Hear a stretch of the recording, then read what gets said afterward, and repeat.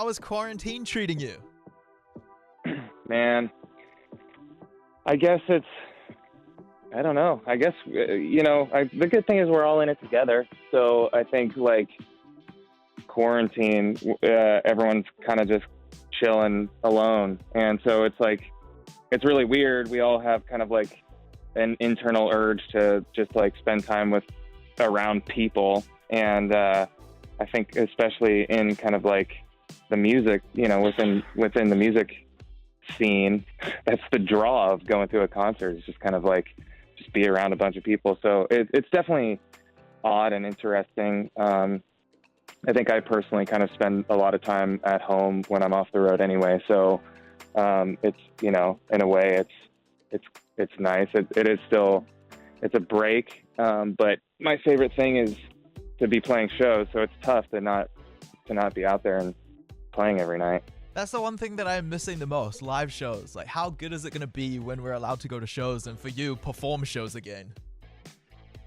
Yeah, I mean, I think it's definitely going to be strange. I think like our whole lives we grow up and we go to concerts or go to any public environment, and there's nothing on the mind about trying to stay sanitary or not get some sort of virus. And now I think kind of dipping the toe back in the water is going to be potentially an odd thing, and it's going to probably be on the forefront of everyone's mind, at least the first people who go back into the concert world.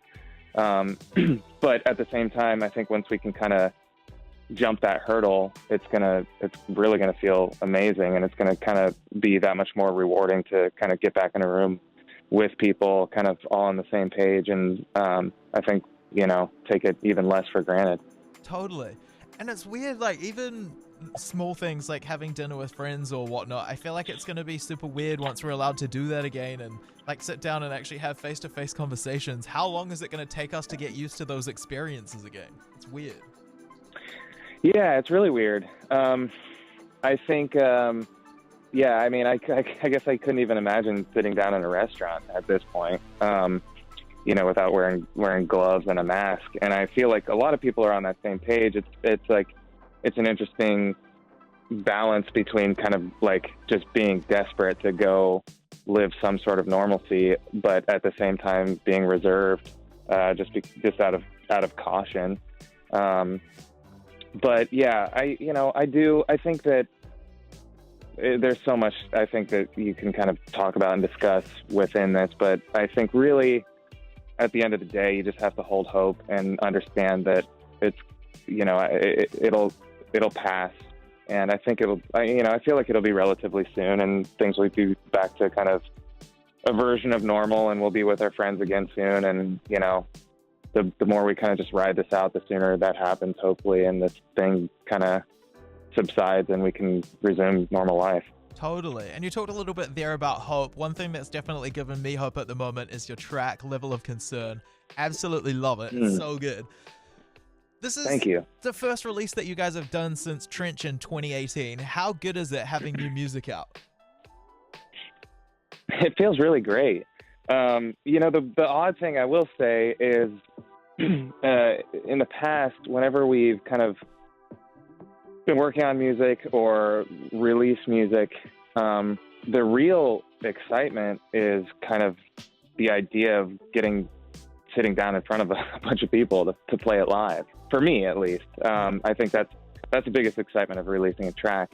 And knowing that that's not going to happen in the foreseeable future, it kind of deflates the excitement a little bit. But at the same time, it is a good feeling to know that people are still kind of accepting and excited to hear new music. And I think, I don't know, I mean, personally, I feel like music now more than ever is really special and really meaningful, and can do a lot during this time. Totally. And the song itself definitely has like a hopeful energy about it. Was that kind of a deliberate decision when you were creating the track? Yeah, it was. It kind of, when Tyler hit me up and said he was working on a song, one thing that kind of stuck with me was this idea of a conversation that he had with his mom that where she was kind of just like, man, everything's a bummer. You turn on the news and it's all just sad. It's nothing's good news right now. And what a weird year it's been so far, and we're barely into it. And she was kind of just like, man, I want something that's just that's easy and fun and nice to listen to. And that was kind of the inspiration a little bit behind just kind of like writing something that's a little more lighthearted and something that you can kind of just kind of be distracted by in a way. Totally. It's such a positive distraction. I love it.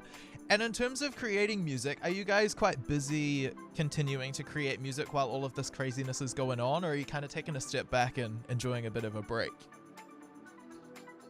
I would say it's a little bit of both. I think there's definitely always ideas happening. I don't think there's really like a set in stone goal in mind as far as kind of a new album, but I think with both Tyler and I, we can't really be stagnant for too long. So there's always stuff happening. But also I think for the past like 6-7 years, it's been a lot of touring and traveling and just kind of grinding. This time it is nice to kind of be able to sit back and relax a little bit. Totally. And has like the quarantine and stuff like affected, obviously you can't be like in the same room and working on music in like a face-to-face capacity, but would you say that it's affected your creative process at all? Yeah, well, for level of concern, this was definitely the most separate that we've ever been creating a song. Really start to finish, we were both kind of in our own separate spaces and truly, literally passing files back and forth, and then kind of opening it up in our own studios and working from our houses. And so, that was kind of an experiment as well. We've never really done it fully, just kind of sending back and forth from home until now. And there never will be kind of, you can't really replace the energy of sort of like us kind of like working together in the same space, in the same room. But I think it worked really well. And with technology, and I think like because you can send stuff so easily, you can send full music sessions back and forth. You can also get on FaceTime or just a phone call to kind of discuss or where you want to go with the song and different ideas back and forth. It's really pretty easy to do. So I mean, I think that I'm interested to see what comes of this time period for a lot of bands, and and a lot of entertainment. I'm guessing there's probably a lot of scripts being written for movies and TV shows, and I think now more than ever, even different kind of creative businesses being started up. I'm curious to see what the world looks like, even in a few months,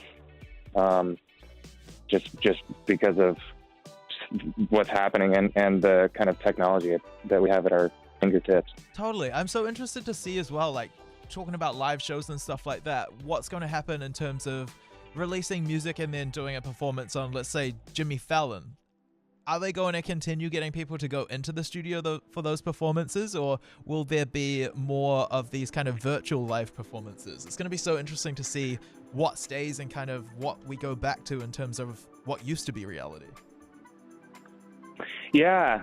I don't know. I mean, it seems like for the time being, I feel like people are still pretty desperate for entertainment and for some form of kind of live entertainment. And so to be able to sort of make do with live streams from home and production done remotely, I think is definitely doable, but you know, there's something special about kind of seeing an artist on TV that you know has kind of set aside time to fly somewhere or drive, you know, down to the studio and make that their reason for being there, and that's the performance there in the studio with the host.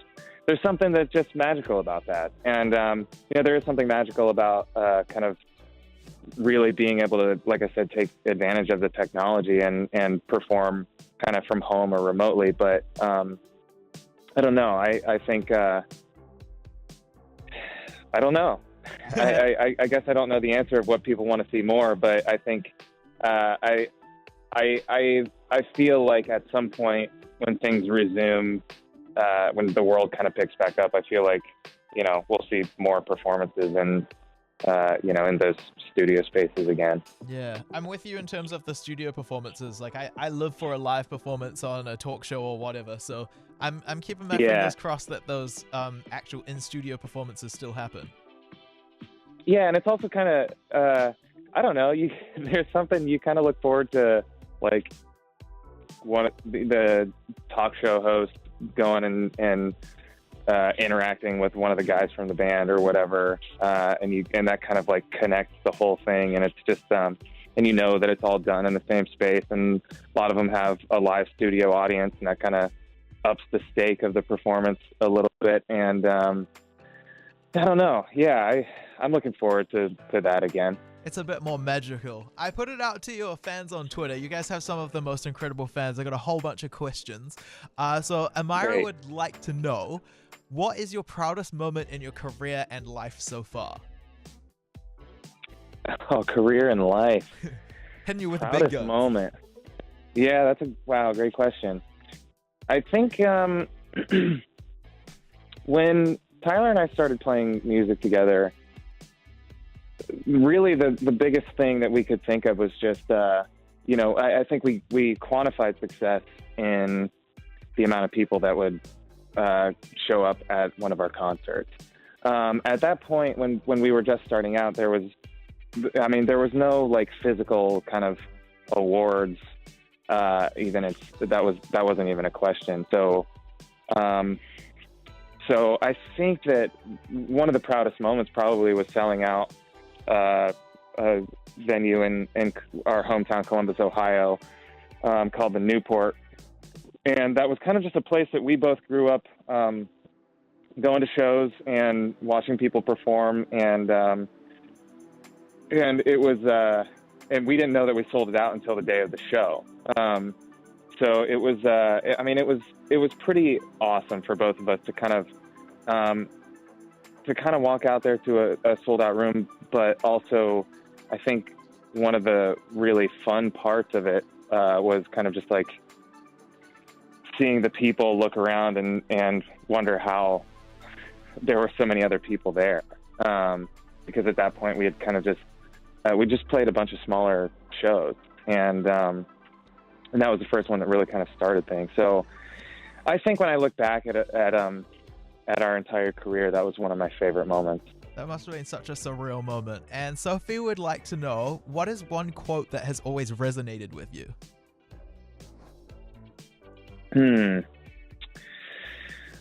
It's another tough one. Yeah, it is.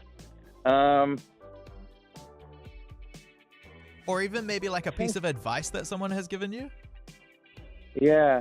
Well, yeah, I guess kind of odd to bring up Tyler's mom twice in this interview, but when I met Tyler, we weren't like really young. We were like 20, 21, and Tyler grew up playing a lot of basketball, and his family was really big into basketball. And one thing that when Tyler was younger, I think something that his mom said to him that I actually thought was inspiring. She said, when you're not practicing, somebody else is, and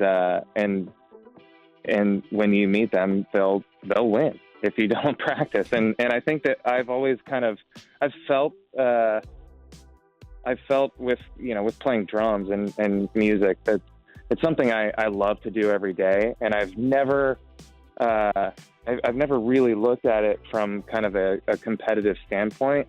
I've always kind of felt competitive against myself, but I think that in a way it was kind of inspiring in the sense of just knowing how important it is that you take your craft, whatever it is, whether it's music or basketball or sports or whatever, seriously. And not that it's always going to be a competition, but I think kind of always trying to elevate yourself is an important kind of thing to keep in mind. Totally. Such good advice. I know you've got probably a bunch more interviews to do tonight, but I just want to say thank you so much for your time. You're an absolute legend, and we hope to see you in New Zealand sometime soon.